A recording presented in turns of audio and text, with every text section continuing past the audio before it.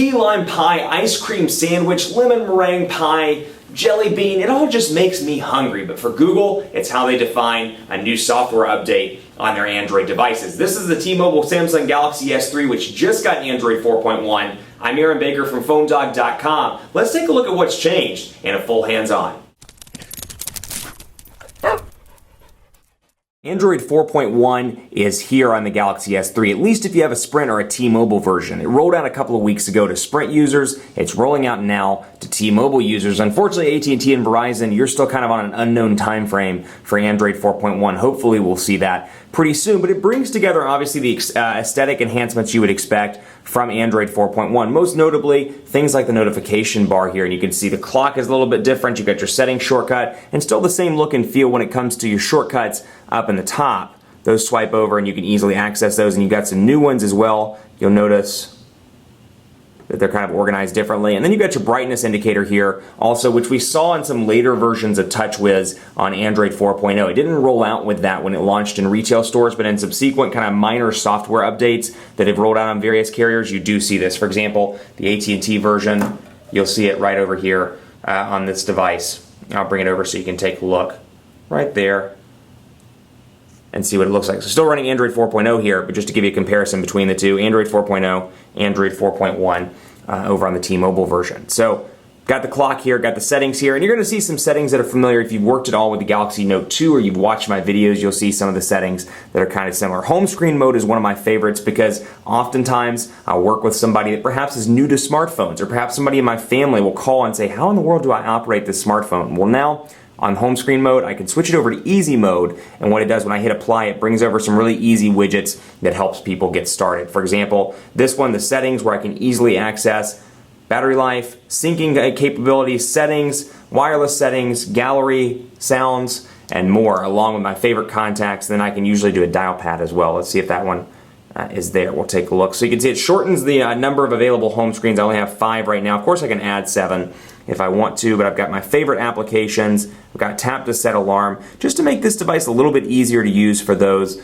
that are new. Favorite apps, favorite settings, and of course I can edit and move those around or get rid of those as I see fit. So there's still some customization even in the easy mode, but for people that are new to smartphones, this could be a great tool to kind of get used to it, kind of get your feet wet in Android 4.1, and just in the fact of having a smartphone itself. So I'll switch this back to basic mode.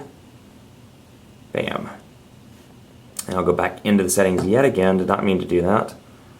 Let's go back into settings and take a look at some of the other things that come out of the box on Android 4.1. One of my personal favorites is blocking mode. We saw this on the Galaxy Note 2, and it's a great feature where, you know what, if it's 11 o'clock or 12 o'clock and you don't have a job like I do because I'm available 24/7, but if you've got a job where you're like, I'm just tired of getting these emails, you can turn blocking mode on and you can disable incoming calls, you can disable notifications, so neither one of those come through from, let's say, 12 a.m. to, you know what, 5 a.m. for example. That's my quiet time. And then you can make an exception here, much like you can on iOS, where, you know what, the girlfriend needs to be able to call, the mom needs to be able to call, the dad needs to be able to call, the husband needs to be able to call, whatever the case may be. You can set allowed contacts in there. So even though you have these blocking mode things enabled, they can come in and call or text message, and it won't be blocked by this actual application. But you can disable alarm and timer, LED indicator, and of course you can set this as always as well. If you're just having a day where you're like, I want no calls, no messages, want nothing from nobody, nothing from anybody,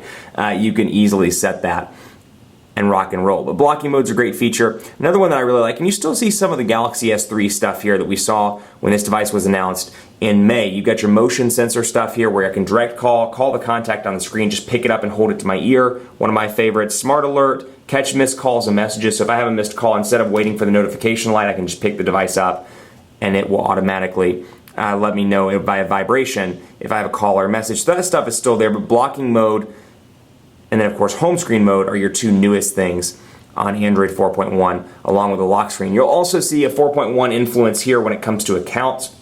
I've got my T-Mobile Mobile Life account in Google, but it doesn't organize those separately. It organizes them by type. So for example, if I had 5 Google accounts, it would just say Google once on the accounts part here, and I go into accounts and it would say Aaron Baker 1, Aaron Baker 2, and it would list them all out right here and then give me kind of a bulk privacy area where I can change that stuff around. So minor cosmetic things, but still differences in Android 4.1 from Android 4.0. Also, another minor one that I've noticed in my testing with this, you'll see, for example, the apps here are closer together in comparison to Android 4.0, where it's separate like that. I have no idea why this is still showing San Francisco, but it has not been updated. You got your apps that are closer together. So minor things like that. You'll find some cosmetic differences throughout the user interface here. Still running TouchWiz, but minor cosmetic differences throughout the device. Overall, very fast here. Let's run a Quadrant standard score test before we sign off. Not a speed test, a Quadrant standard score. My mind is clearly ready for Thanksgiving. Let's go to Quadrant standard, and we'll run the full benchmark just to kind of see a difference, or see if there is a difference rather, between Android 4.0 and Android 4.1. Now, Android 4.1 does bring in Google's Project Butter, which is rumored, actually not rumored, proven to make speeds much faster. That said, I don't really notice a huge speed difference here between this device and the ice cream sandwich device. I feel like we got a nice bump an ice cream sandwich, and we're kind of just riding that and kind of seeing evolutionary updates from Android 4.0 to Android 4.1 to Android 4.2. Still, very fast, no lag whatsoever. I've had this for a couple of days, the update for a couple of days. I've been working with it, and I've been relatively pleased. And I will say, after working with the Note 2 or the Galaxy S3 that has Android 4.1, it's often hard to go back to Android 4.0. You get used to kind of those tweaks and those settings that are only available on Android 4.1, like the notifications bar, and then you go back to Android 4.0, and you're like, wait a second, why aren't my notifications showing up in that way that they are in 4.1? Why am I not seeing more of that email? Where are my Google Now updates, etc.?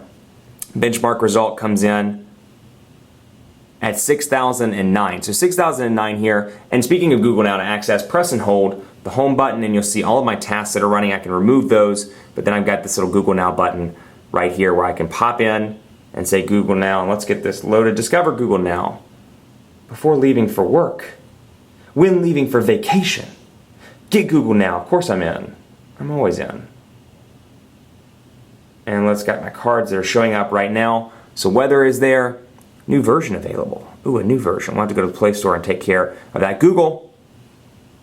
Google. Well, let's try it this way. Are you hungry? Oh, okay, apparently that's the name of a place. So that's what's showing up. The only thing I don't like is, so far I can't find a way. You can press and hold to access Google Now, but when you double tap, it takes you into S Voice. And you can either turn that off or leave it on, but you don't have the option to kind of substitute out Google Now for Samsung's proprietary version of sorts of Google Now. So if you like Google Now, you're not a fan of Samsung's solution, unfortunately you can turn it off, but you can't switch those out where you can press and tap twice and access it. Keep it locked on PhoneDog.com for continuing coverage of Android 4.1 and 4.2 as it rolls out to all of these different devices in the Android lineup. Be sure to follow me on Twitter as well, PhoneDog_Aaron, Facebook, Facebook.com/PhoneDogAB. And as always, we'll see you next time.